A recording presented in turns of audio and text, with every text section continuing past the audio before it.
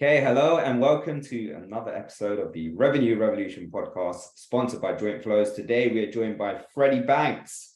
Freddie, how are you? Yeah, really good. Thanks, Tesh. Really good. How you doing? Good, thanks. Good. So Freddie is an account executive over at Jiminny, a great tool that you should probably check out if you haven't done so already. Do you want to paint a little bit of color into who you are for our listeners? Talk about who you are, how you got to where you are. Yeah, absolutely. So joined, well, basically, first of all, sort of 27 years old. Like Hitesh said, working as account executive. Started very much from the ground up, knowing nothing about what I wanted to do, as I'm sure many people don't. Started in an initial sales role, which was sort of $150 a day.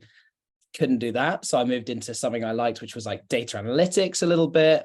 Again, 3 months after, I couldn't do that. So much like the typical salesman, moved. And then finally, luckily landed myself in a Savills estate agency role, but very much customer facing, sort of sales centric. Now, it was really good. Loved it, kind of speaking to clients directly, loved selling on the phone as well. But I had this thought process of being like I need to work in technology. I don't know what it was, something clicked. Spoken to a few family members and led to a couple of conversations with some recruitment teams. Worked for a year in a fantastic company, which was construction tech focused. And then again, I took a final step back and resonated with I didn't quite like global and I wanted to be a bit more startup. So stumbled across Jiminny, been here for a year and a half. And it really has been the best, experience for me personally so far. Amazing.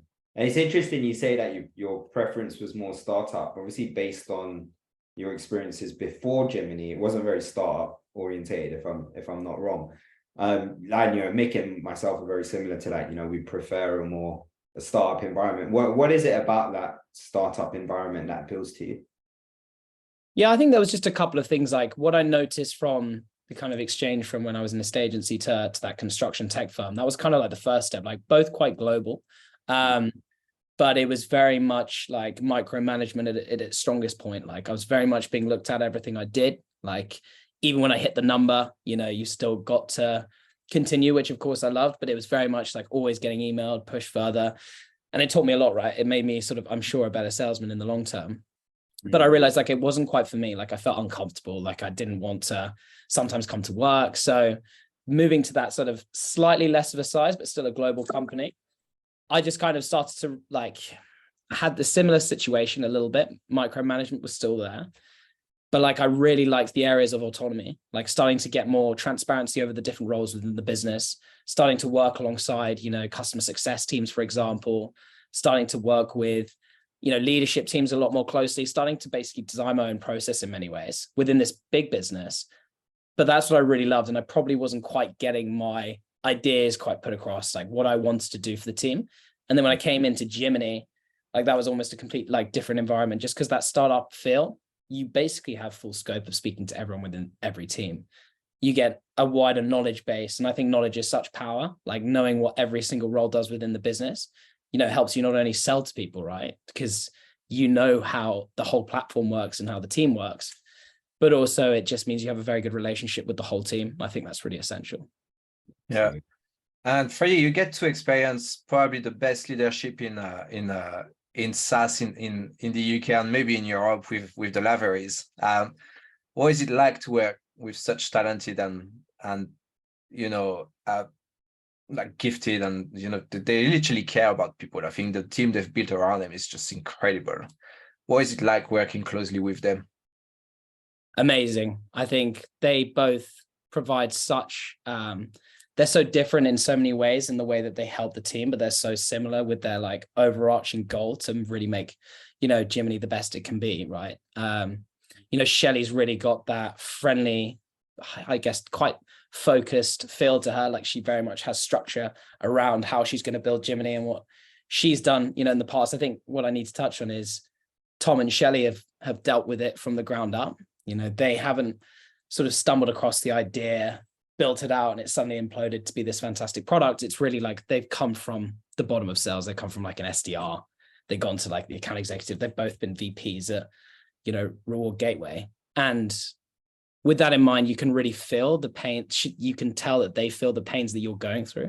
Having that transparency and leadership is so essential because they can understand when sometimes you're off. They can really resonate when you're struggling with certain areas of business, and their ultimate goal is to try and make you like them rather than you're an employee as part of like a clog in the wheel. So that's why I love working with them, is because Tom's really this kind of bit more flamboyant, really loves to sell, loves to speak about Jiminny, and then you kind of got the structure and focus around Shelley. Not to say she's not lovely, which she is, but she's very much the structured and focused side of the business to keep us on, the path that we need to be.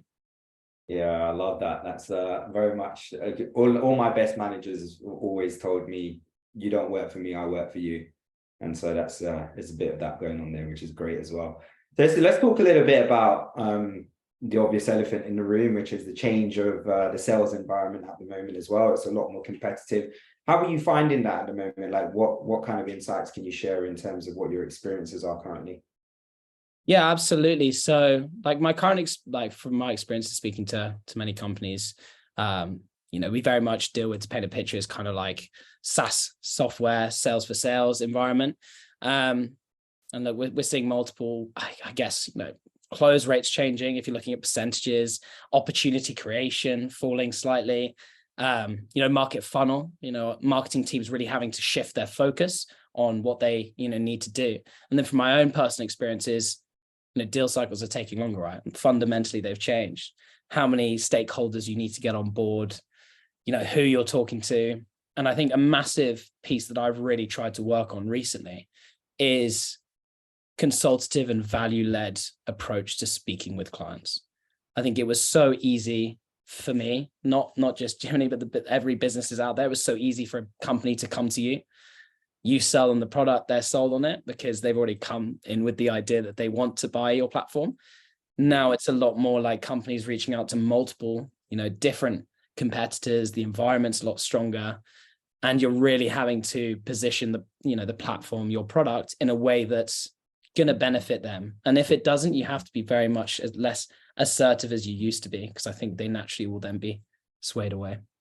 And so I've bought from Freddie. It's no news now. I was really impressed by the sales process, but I felt like you were trying to help me personally get to a specific goal, and that goal was different 6 months ago than it was today, and Jiminny is still relevant, so that there's no problem with renewing here. But what's your typical mindset when you go and speak to these clients? How do you create such strong relationships to start with? Yeah, I think it was something that I really wanted to touch on today, was like, knowledge is power. And I mean that in the best of ways of being product, but also the person you're going to speak to and the company you're going to speak to. Now, that means prep. Like, you need to know your product inside out. Like, I think with the market as it is, if you do work in an environment where you're getting a load of inbounds every day, great. You're probably really busy, so you don't have as much time. But, in the startup, smaller companies, time is now becoming a little bit more available. So how do you make use of that time? And I like to speak to our engineers and get full updates on, where's the product going? Have we got a timeline on this? Understanding, what Tom's got in mind for any like long-term ideas. So you can really come to the meeting prepared for anything that the customer says. And then when you're actually in that meeting, knowing who that persona is, going through their LinkedIn, scrounging any bit of information you can get from their posts, what they're saying about their own company, the company itself, looking at insights, like all that knowledge is such power to build that initial relationship. I think now more than ever, like I kind of touched on, like the competitive environment's growing quite a lot. And it's how much do you know about, not only that person, but like what do they need? What have they been posting about? Like, are they growing as a business? I think coming into a meeting like that is always going to benefit you. Yeah, absolutely. So it sounds like a lot of what you're speaking about there is the preparation that you're doing in the build up to that meeting as well. I'm a strong believer, and you probably heard it in other episodes of the podcast, if you fail to prepare, you prepare to fail. And so what kind of tips can you give to our listeners about the kind of preparation that you have? What kind of knowledge do you need going into that meeting? Yeah, I think there's quite a few ways that I look into it. There's obviously the LinkedIn is kind of where I start fundamentally. Like, I like to use profiles. And like I said, like, it's not only looking at their posts, but what are they commenting on? What are they liking? Do you have shared interests? I think my relationships that have been best built with my clients is shared interests. And that's where I kind of start. So do I have anything in common? Do I have anything to relate to them? Like, do they travel? Do they play sport? Do they post about, keeping healthy? Like, this is all external to work. And if it is work focused, like, do they train themselves up regularly? Do they, I don't know, speak to multiple teams? Like, there's lots of touch points there. And that's kind of my first process. But look, it doesn't always happen that you can find this information from their LinkedIn. Like, some people don't even use LinkedIn. So then, of course, I'll go to the company, look at their insights, look at their growth. Is there any brand new features, functionalities that I can comment on, identify? Have they just had a summer party? Always think that's a nice touch point to kind of open up and find out, what's been going on in their world. And then, then there is the gap in that as well. So I go to I go into Google. I'll obviously look at their website via Google, but I'll also maybe type in their name on Google. There's so much information that is out there. Of course, that's kind of my last stretch, but any bit that I can bring into the conversation that will allow me 1 to 2 minutes to identify maybe a small nugget of interest that match is going to change the sales process fundamentally. Amazing. So it's latching, but positively on the more personal connection. And how do you do that throughout? Because it's obviously it happens with one individual, but then you may have to go and convince someone, maybe from an IT team, maybe someone with maybe a less flashy, profile who's not necessarily on social networks. Like, how do you go and deal with them, the different personas? Yeah, absolutely. I think again, that's something that falls onto the knowledge of the persona. I get when I started at Jiminny, obviously I came into some of those calls not knowing what did the IT manager do? What was his fundamental role in the SaaS industry? I had to really learn on the go. Of course, the benefits were I could listen back to these conversations that previous team members had done. But when I was actually learning, I was looking at Google, what does their day-to-day look like? And that's where that value position comes in. So whether or not I find some small nugget of interest between us both, if I know where to position the product that I'm selling to them and show them how we're actually going to fundamentally change their world, then that's going to really help me within the sales process. So of course, there are CFOs, for example, that I had to learn brand new areas of selling to that. They very much want to stick to the logistics, what's the cost, what's the price. Occasionally you get a chatty one, it's really exciting, but it's really understanding what person you're speaking to, breaking the ice where you can, but focusing on what's going to change their world and making it as relevant as possible. Yeah. And what persona do you think, or what roles do you think are becoming involved now within the buying cycle? You touched on earlier, there's more people involved in the process now as well. So what are the roles that you're experiencing within the process now versus maybe 12 months ago or 18 months ago? Yeah, I think I think CFO has kind of always been there, but we are seeing, occasionally, and even when we have very small opportunities, they're now coming into them. Sometimes you'd get, a sign off from a manager, for example, and, it'd be very smooth sailing. For those kind of larger scale deals, when you're kind of, from our extent, looking at the mid-market section and maybe even, looking towards enterprise, you're also sometimes looking at stakeholders that might not even be able be using the product in their day-to-day, but they want insight in terms of, is there a future with this platform for my team? Or do I see this being relevant to kind of bring in an outsider's perspective? So it's we used to primarily just deal with sales managers, enablement, for example, revenue operations. And now the scope is kind of customer success directors might come in because they want to get their eyes on the tool. CEOs sometimes have fundamental sign-off when we used to have sign-off from managers and directors. So that just means another meeting, another persona you got to learn about, another bit of research. But like I said, it's so worth it with, changing close rates, changing win rates. You got to really put in the effort and the grind to get to the goal, I think. And the world of just to change topic a little bit, the startup world is very turbulent. So both on the buying and the selling side, and there's an argument that the people with the longest tenure tend to be consistently overachievers. Have you got any recommendations for people within a tech startup to stay longer within that same company and to manage expectations with leadership or to communicate better with their peers? Yeah, no, absolutely. I think like you touched on, changing working environment, but also working in a startup, there's a lot going on in the world of startups at the moment and tech as a whole. And I think relationships between your leaders and how you kind of position that. And it does obviously depend on the culture and that kind of openness and transparency. But recently we've been doing something at Jiminny, which has been like a real game changer, where we're like meeting once a week with our leadership team to actually have what we call like a lunchtime learning session. And it's for them, Shelley, like you touched on, she kind of jumps in and gives us all of this insight in terms of, how do I actually develop? Like I touched on, Shelley is very good at like giving you the ideas of how you can get to, potentially her world or where she was, in the previous role. And there are like two really big topics that have stuck with me ever since that conversation. The first one is actually, I'll start with the second one because I think it leads into the first one quite nicely. The second one was really around the story you tell yourself. So you're brand new to the business, or you're like me and you're a year and a half in, and don't worry, this has literally happened to me the other day, where leadership comes up to you and makes a small change, for example, maybe in your role or the team and what they're going to be focusing on, right? And suddenly you kind of sit there and you go, right, so is there a reason behind this? Like there's a changing world around us. It's not the nicest to see from other companies, points of view. Like, am I now in a position where it could be quite risky? And it's very easy to tell yourself a story that, in a couple of weeks' time, I may not be here, and just increasing like what is, you don't need the stress and anxiety of something you don't know because you haven't got clarification of what the actual reason is, right?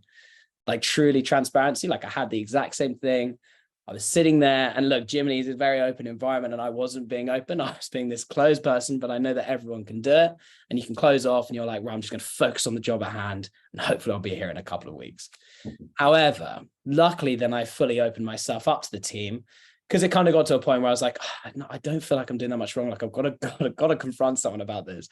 So I spoke to leadership, and then the next thing you know, I found out that the reason why they were sort of moving the teams around slightly was because people were positioned in the role better than others. So it's really for the fundamental benefits of the team to hit the target rather than us being in a position where we're in trouble. And the actual like nip it in the bud is my second point, or the first point is speak to your leaders as soon as you can, whenever you've got an issue, as long as you've got that culture and openness, the game will change and they'll tell you exactly why.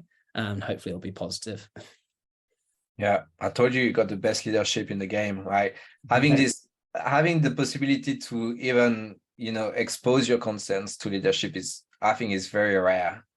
And a lot of companies are trying to pretend they've got this culture in place where, hey, we've got an open door policy here. So the CEO works in the office.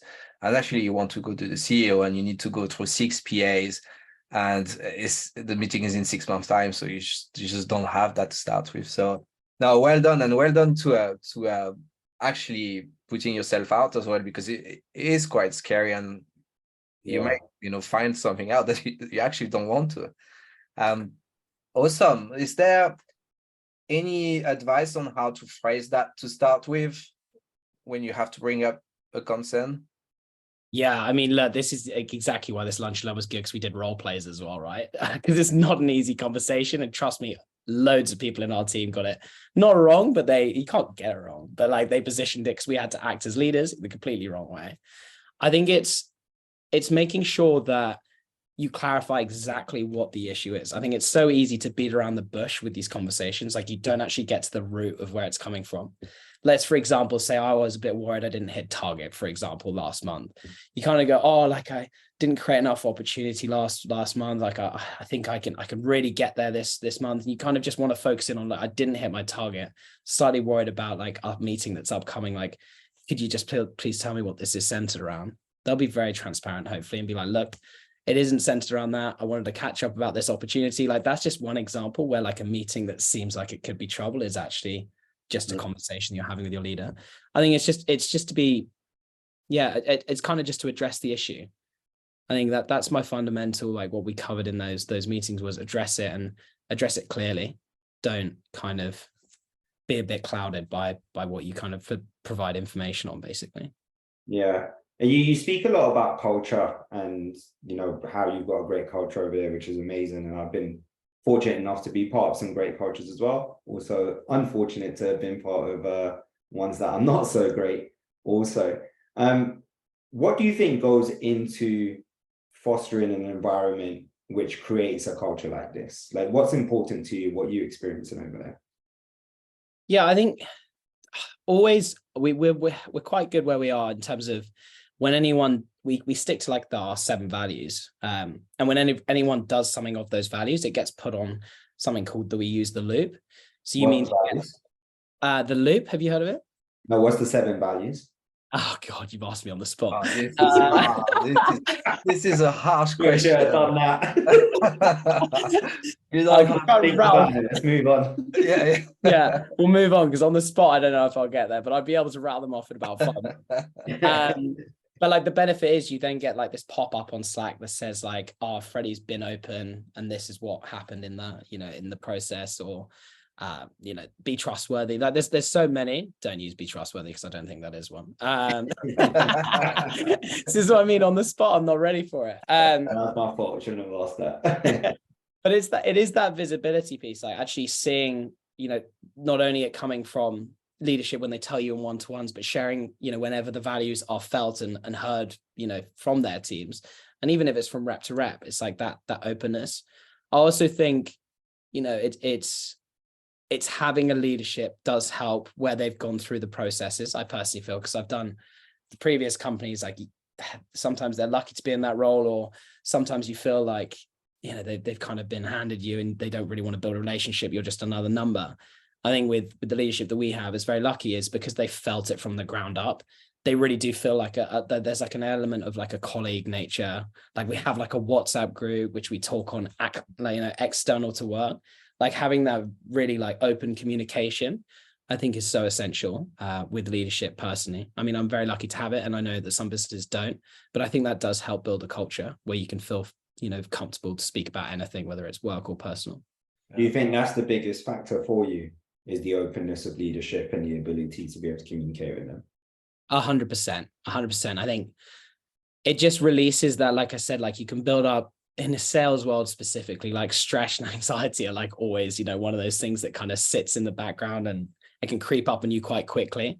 And having open communication and really feeling like, they're not just there for the number. Of course, it's really important, but that they're also in some elements as being like your friend. Like if they feel like you're under stress, you need time off, like it's very easy to take, time off work. Like it's not something they're going to jump on meetings while you're away. They're going to help you out. So I love that kind of, it does suit me. I mean, it's obviously some it doesn't, but it really does suit me personally, because it's kind of the opposite of what I've had in the past. And that kind of shows how great Jiminny is for me, basically.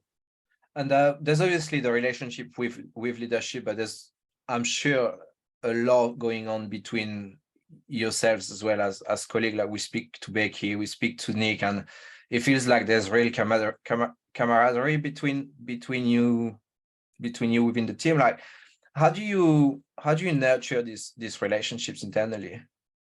Yeah, I like we're very good. Like if you just stick on like the kind of work focus primarily, like to start off with, it's like we always try and make sure we're in the office together whenever we go in. Obviously, if you are remote working, like always having a meeting in the morning, even if it's not relevant that much to work or KPIs or whatever you want to spend the time on, like you do have a very basic scope of what you want to cover. But like that sometimes leads to, like this morning, for example, like it was a very fluid conversation. Like we caught up very briefly, but then it was like a nice conversation. And that constant, again, it's like communication with your team builds relationships. Again, like the WhatsApp group, which is external to leadership. Don't tell Tom, but he's not on it. But it's like groups like that.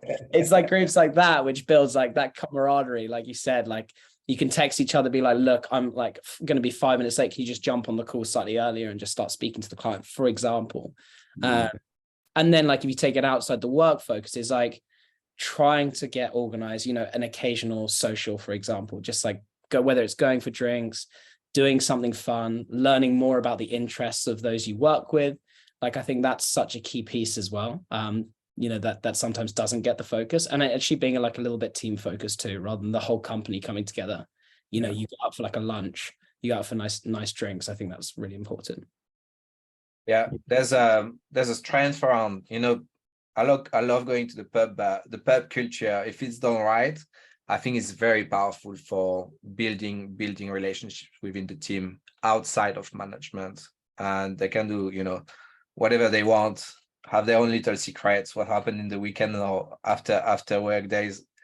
can be within a specific, secret WhatsApp group, but I think it's very, very important.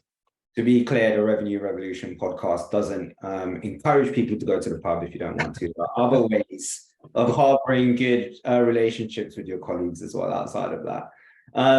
But just staying on that theme a little bit longer, Freddie. I've been in instances where, as a manager with somebody a team reporting into me, sometimes it's difficult to separate the two, right? So I've had instances where I've had really good relationships with my team, and we've gone out together, we drink, we eat, we do, have lots of fun.